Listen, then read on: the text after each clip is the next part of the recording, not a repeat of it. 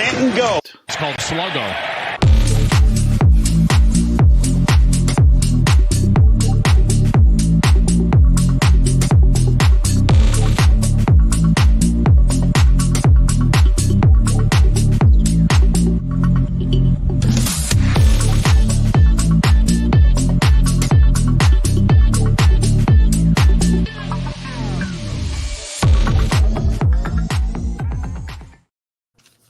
Look at there, Casey the Beef Craving. It's like I never left. I got it right here. So that's the key. Don't do it every week. Makes you concentrate on it, right? Because you get what's the word I'm looking for? I don't know. You just get used to it and think you know everything, and nothing works out. And, no, it's great. We have to stop for 3 months at a time, and then you're so laser focused on it to get it right. Exactly. What is it? It's April. I'll catch you in July then. Kevron, good evening. It's been a few months since we did this, but Kevron's here and checking in. I think we did a showcase about middle of February, and then I knew you had 114 podcasts, as we were talking before the show, to do, and you got a young son and a wife, and you're living the island life all at the same time. Man, it's hard to be you. Yeah, something like that. You and I were talking before the show.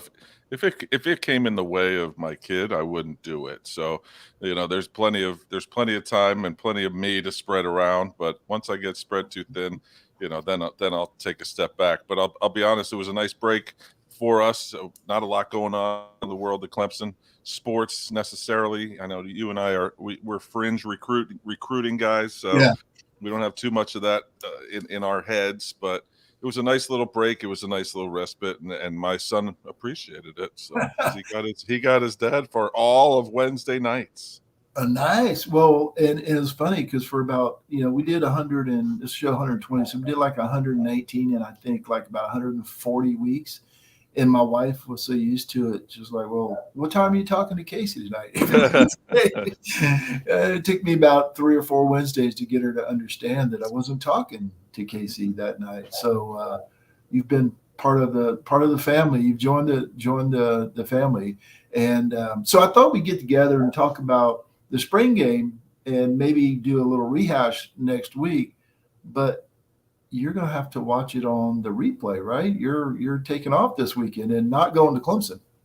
No, I'm going to the spring game. It just isn't Clemson's spring game. So again, family obligations, you got to do what you got to do. I'm heading to Starkville, Mississippi to watch the Mississippi State spring game, but actuality is that I'm actually going to Mississippi State to make sure my stepson is still alive and doing what he needs to be doing so that he can go back to school in the fall. And also take him to dinner, replenish his groceries, and quite honestly, go to Duty Noble Field and watch Ole Miss play Mississippi State baseball on Friday and Saturday. So, just so happens to be Mississippi State Bulldog weekend, I think they call it. So the spring game will be played there, and I'm sure that I'll drop in to whatever the name of that stadium is and watch that game for a little bit.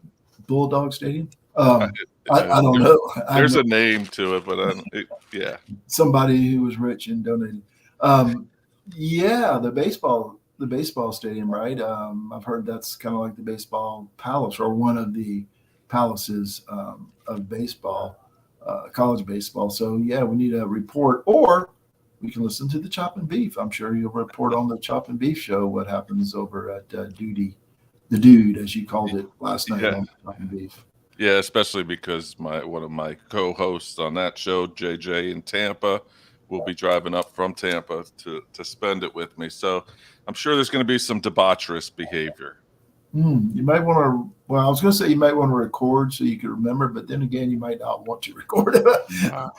You and JJ, that sounds like trouble. But yeah, with Parker, it has one of the joys of being a dad is he has gotten me out and he enjoys going to different stadiums. And we've been to Corpus. We've been, for non-Texans, that's Corpus Christi. It's just one word here. Everybody knows Corpus. And we've been to Joe Riley in Charleston. We've been to JJ's area, Tampa and Florida. What is that? I can't see. Charleston River Dogs. I was just at Joe Riley today to get this shirt. So Parker, we walked in there. There's like a 128-year-old usher, and he gave Parker a ball signed by somebody. We could not read the name. We spent weeks trying to figure it out. He said, "I got it. It's whatever it was." And there was nobody listed by that name ever in the majors or minors that we could find. So we got a mystery ball. But anyway, and here's the crazy thing. In Corpus, I can't believe it, Taylor Motter threw Parker a ball. He's playing second base for the Midland Rockhounds, who was playing Seth Beer, who's playing at Corpus, and Zach Irwin played on Midland. And no, first base. I'm sorry, he's playing first base, and we were behind the first base dugout, their dugout. He threw Parker the ball at the end of the inning, or that's the way I tell it. But what happened was I knocked this 9-year-old girl out of the way, so Parker. That's part of being a dad, right? At a ball game. No, I didn't. But anyway, so we were saying, wow, imagine Jeff Browder checks in and says, Clemson baseball started to turn it on, gents. Grice has been the key in his humble opinion. We're going to talk about it in just a minute after I finish my tour of where we've been. But anyway, we were laughing about that because he was a former major leaguer. He went to Coastal. I don't know if you know that, but he's a former major leaguer, fringe, and here he is playing in Double-A. Since that time, as a matter of fact, I looked him up today. He's played in like 14 different leagues and made it back to the St. Louis Cardinals this year. Wow. Incredible. Independent leagues, Mexican leagues, Dominican summer leagues, Mexican winter league. The guy just loves baseball, and he made it all the way back to the major leagues, which is crazy. But you look on his baseball reference page, the list of teams and leagues is like 30. I'm not kidding. He's played everywhere. Korea. He went 4 for 35 in Korea or something. But anyway, so we love doing that this year. We already got tickets to the Rangers on July 3rd, Rangers and Astros. Then we're following the Astros to Houston the next day where they play the Rockies. I can't remember now. But anyway, we got 2 tickets, and we're talking about minor league teams that we're going to see. Sugarland, Zach's aunt, I can't remember her name, Ames San Antonio, which we've never been, even though it's just down the road. So we like to chase stadiums too and check out new stadiums. So, all right, Beef. I don't know if you know this, or I do know that you know this. We went to Vegas. I called the show Lost Vegas because I lost. But here's the good news. Got 2 future bets on Astros, and they're looking kind of iffy. But I won't come out ahead, but I could make up a lot of ground on what we lost. But 3 days in Vegas, we walked 24 miles. It's crazy. It's easy to do there. It is. And like I told my wife, you can't get me to walk. Well, yes, you can get me to walk the refrigerator. Can't get me to walk much farther than the refrigerator. Here, and I told her, but there you've got a purpose, right? You're not just walking to walk. You're walking to get to the casino or the show or, breakfast or whatever. So incredible, 24 miles in 3 days. I don't think, and we didn't gain any weight. We saw Carrot Top twice. That was a lot of fun. We like Carrot Top, and I know not everybody does. And he's great. He was fun. And Zach was telling me, Locks was telling me that he did something for him. He set up for him back at Clemson or something 27 years ago or something like that. I forgot about it, but yes, he absolutely did. Yeah, crazy. Funny how that all works out. All right, let's talk a little sports here after talking through my life there. Clemson baseball, you and JP Priester nailed it last week. You said Clemson was going to win the series, or had a good chance, you thought, to win the series at Florida State. And as Mr. Browder here says, they're starting to turn it on, and Grice has been the key, playing both ways. I don't have the latest stats up, but I know he was hitting in the 340 range. He's just kicking butt, and he's doing well on the mound. As JP said, not going very deep, but getting the job done. So baseball team looks promising. Yeah, and Grice was stretched out to 6 1/3 this past Sunday. He looked dominant on the mound, not just good. He looked dominant at times, and he's killing it at the plate. Obviously, won a game with his grand slam, that 6-2 game. I think the only surprise that series, that first game was not close, and we'll talk more about this tomorrow on the Clemson baseball show. But Jackson Bomeister, the right-handed pitcher for Florida State, came out like completely somebody that he hasn't been all year. I mean, he's got a 3.72, but he was dominant, and he was outstanding for Florida State. So that game was a wash, and it got me kind of nervous, not knowing what was going to happen. I guess technically it was Friday and Saturday, but yeah, they look great. They played great. They're starting to hit. Last night was great too. Last night being Tuesday night in Athens, Georgia. Got an 8-1 victory last night. Blake Wright was fantastic. Grice again. Billy Amick, where's he coming from? I really like the path, the trajectory of this team. I think we have to temper expectations at this point. The ACC schedule gets even tougher going forward. Maybe outside of this weekend, but Notre Dame's still a quality squad too. So they still have some really good arms. They're going to throw out some arms even without Link Jarrett as their head coach, and they're going to play fundamental. They got the VCU coach there, so they're going to be good. It's going to be a good test. We'll talk more about it tomorrow. Yeah, 17-13 Notre Dame, but they're 7-8 in the ACC, which is under 500, but it's a lot better than Clemson had done. And I kind of looked through that. They beat Wake Forest 1 out of 3. Kind of played them like Clemson did, close most of the way. BC, I think didn't they beat BC? I think so. Yeah, they managed to beat Wake. So 17-13, 7-8, and Chancey says you did a great job keeping a straight face and Carrot Top. That's our kind of humor. I know it's not for everybody. It's clean dad jokes. I mean, who doesn't like clean dad jokes with props? There is a lot of clean dad jokes and a lot of props, but there's also some debauchery in there too. So, but you're right. There's plenty of clean stuff. But he told some girl that she was pretty, but her mom was hot. And I mean, that's not dirty. That's pretty clean. But he went into some detail on some of those jokes that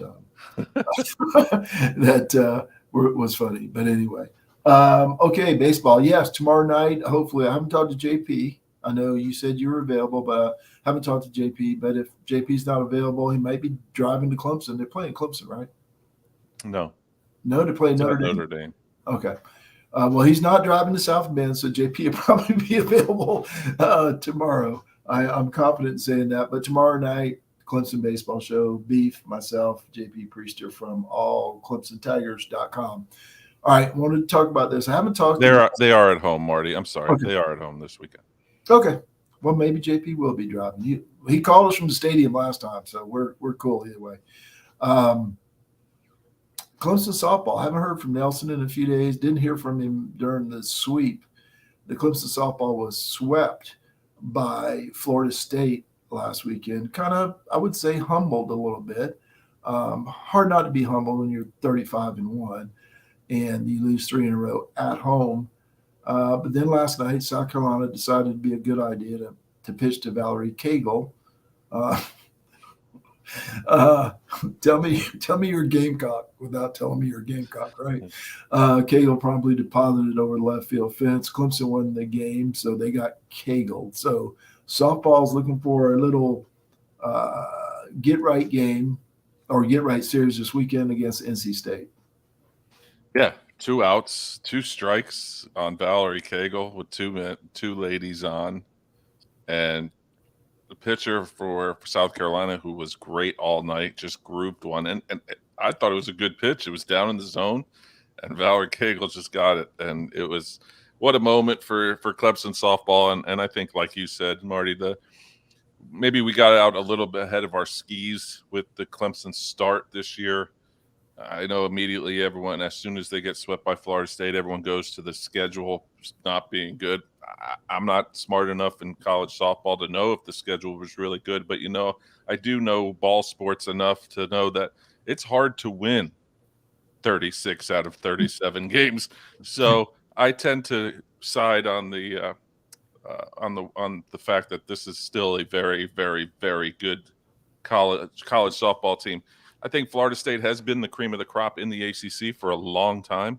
They've made it to the college women's or the softball World Series, the seed what do they call it? The CWS, but don't they throw another Women's College? WCWS? That's what it is.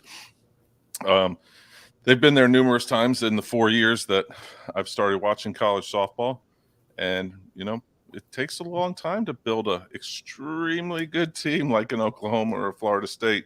We'll see them again, I'm sure, and hopefully it'll be different. There was a couple no doubters in there, and then there was one good game as well.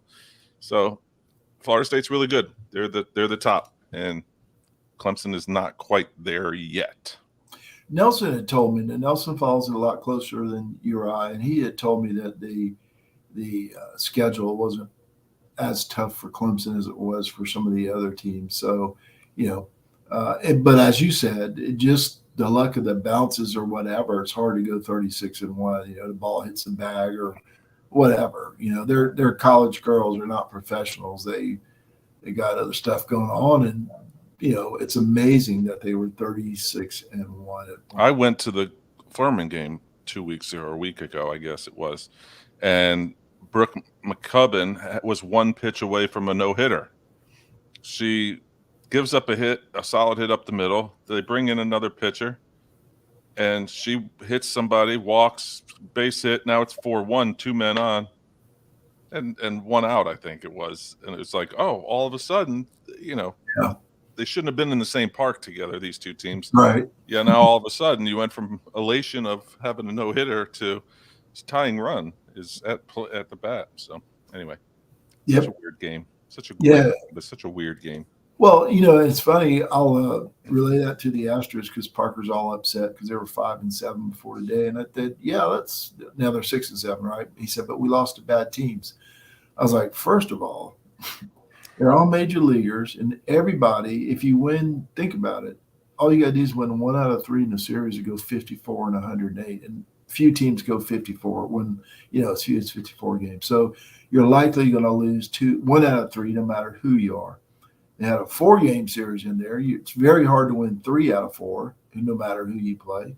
So that's likely a split. And, I went on and on trying to make him feel better. But, the point is it's hard to win, as Dabo often says, and I'm sure he'll say 1,417 times in the fall. It's just hard to win. You got to appreciate it. I sound like Dabo. Tonight. You need to appreciate when you win because it is really hard. All right, Beef. The main reason we're here today is Clemson has the spring football game on Saturday, 1 o'clock. It's Coach Spiller and Coach Eason, 1 o'clock on the ACC Extra Network. Just curious what you're looking for in this game, if anything. I know you're going to be out of town at another game, but I'm sure you'll watch their replay. And what do you want to see as a Clemson fan? I think just the offense. I really, for me, I'm not worried about the defensive side of the ball at all, really. Maybe the back end, but that's just probably my lack of knowledge of who's coming back and who's there or not. But I really just want to see the offense. I think I'm that kid at Christmas that wants the new toy and wants to play with it, and wants to see what it does. And right now, Garrett Riley is the new toy. So I think John Chansey said it right. Peter Woods will be nice to see too, but how much is he actually going to do? First game out, how much he's only going to be? They're not going to tackle the quarterbacks, right? So, the underwear Olympics. No, it's not really, but yeah, I want to see them use the middle of the field a little bit. But how many times have we gone back during the season and said, "Ooh, what they did in the spring was the same thing they did in the fall"? So it's going to be vanilla for the most part. I want to see Vizina. I want to see what he looks like because I'm seeing things on Twitter of both ends of the spectrum that he's going to be really good, and then other people saying that he's an extreme project. So just curious about that, and then to see who's behind Maffa and Shipley, and maybe the wide receivers too. Yeah, but none of those guys are very few. Not really playing, right? Yeah, I was going to say, remember when Chad Morris came? Everybody was excited for the spring game. Taj Boyd was like 4-23 for 18 yards or something ridiculous. That's one of the few games I was actually at. Everybody's like, "Oh, he's horrible. This is ridiculous." And he goes out and throws for like 70,000 yards and 450 touchdowns in his career. So ever since then, I've kind of gone, it doesn't really matter. But here's what I Here's what I want to see, I guess. The offense, obviously, and tempo. I mean, everybody's expecting a little more tempo than they've had over the last few years.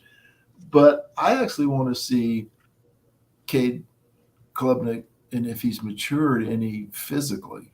I mentioned this, I don't remember if it was on this show or one of the others, but I mentioned this before, is that I remember Deshaun Watson. Remember as a freshman, he's a tall, skinny, lanky kid who you worried every time he got hit it was going to break in half. And he came back that sophomore year, that spring game, and he just physically looked different. Now, he's never a huge guy until he got to the NFL, but he was sturdier. He'd added a few pounds. His legs were bigger. He wasn't this spindly kid. I'm worried that Klubnik is going to twist and turn out of some tackle and get pancaked, and we're left with Hunter Helms or Vecino or or what's the guy, Bear Bryant's grandson or whatever it is. So I just want to see that he's physically matured a little bit. Yeah, I think that's a good. I don't know. Based on Clemson football just put out a thing about when the kids were coming out of the weight room and going to the practice field, who do you want to most see? And on that, he didn't look that big compared, especially to some of these other. They had Flapjack Owens up there. They had a couple Peter Woods. He didn't look that big, but we'll see what he looks like in pads. And I just hope he's matured a little bit, even just as a player. I think he showed such signs of greatness. I'm going to use that word. He showed such signs of greatness, and then he showed signs of being a freshman. So I hope he takes that next step up and finds that happy middle ground there to be a serviceable quarterback, to maybe take over games when he has to, but get the ball out to the playmakers. That was the beautiful thing about both Deshaun Watson and Trevor Lawrence, and even Kelly Bryant to an extent, was that they knew who they had. And I think that's probably what made Trevor Lawrence as good as he possibly was he was so good at getting the balls to his playmakers, and he had frisbee catching dogs at wide receiver and great running backs, that it just helps a quarterback. It helps the how the quarterback is viewed by the fans. So I think there's some athletes, especially behind him. I hope the offensive line stays healthy so that he can stay upright, and they find something at wide receiver that can be serviceable and reliable. And what's that phrase? The only ability I want is availability, or the most important ability is availability. We've doubt. We've had some issues at the wide receiver position in the past. We had some fragile guys out there, and that brings up the other thing, or one other thing I wanted to see is Cole Turner made some great catches, but always looked like he was a little bit out of control, like stumbling at the 1 yard line, or great catches, but just get under control more. And again, he's a freshman. He's never played on a level like this with the kind of athletes he's playing against. So he's probably wound up and ready to go, and just more under control, I guess. He redshirted, didn't he? I don't know. See, I think he didn't play until the end of the year, and I believe he is able to take a redshirt. That'd be nice. That would be nice, because he definitely showed some signs. But as you said about Peter Woods, I agree. There's very little you can take from defense, because you can't hit anybody. You just reach out and touch him and count. Those guys are going to rack up like 9 sacks and whatever, because all you have to do is touch someone. So I'd like to see what Peter Woods looks like in a Clemson uniform on the field, yes, but I'm not sure how much you'll be able to take away from the game. So what about the format? Now, I read today that they split the teams up by first and second teams. I guess first team offense is on one side with the second team defense, and then the second team offense and the first team defense. Did I say that right? Anyway, what I'm trying to say. Different format this year. Dabo thinks it's going to be competitive. Now, I don't know what that exactly means, because the other games were like 9-3, I think, or something. So what do you think about that? Is that a good thing or a bad thing? I think it's a great thing, especially initially. Maybe I don't know what he's doing, if he's doing quarters or if he's doing an actual full game, broken down wise. But especially initially, I think that old overused cliche of iron sharpens iron. I think it's great for everybody involved to see. But I'll be honest, I think that the defense is going to win the day on both sides. I think perennially the defense is ahead of the offense, and especially when you're installing a brand new offense. This defense is now in year 2. You got those 2 linebackers back there, 3 with Woodaz, and the front 4. I mean, Yeah. I think the first team offense may not look as good if they're going 1 versus 1, good versus good the whole day. Love that dude. Love Woodaz.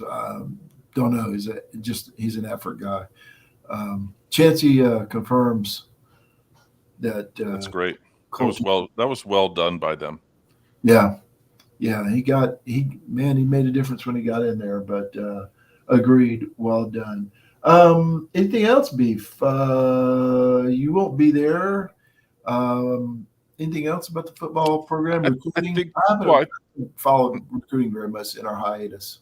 I have not at all since we've left either. I know a couple guys. Aaron Nolan went to Ohio State, who was the quarterback, and I mean I have some thoughts, but I'm not ready there. I don't think we need to go there yet. But no, as far as the spring game, I think we have to all realize that. And I say this PSA. It's like my preseason rankings rant that I go on yearly, but I think we have to realize that it's just a spring. It's an exhibition. It's going to be okay. If somebody flashes and looks fantastic, it doesn't necessarily mean that they're going to flash and look fantastic come February.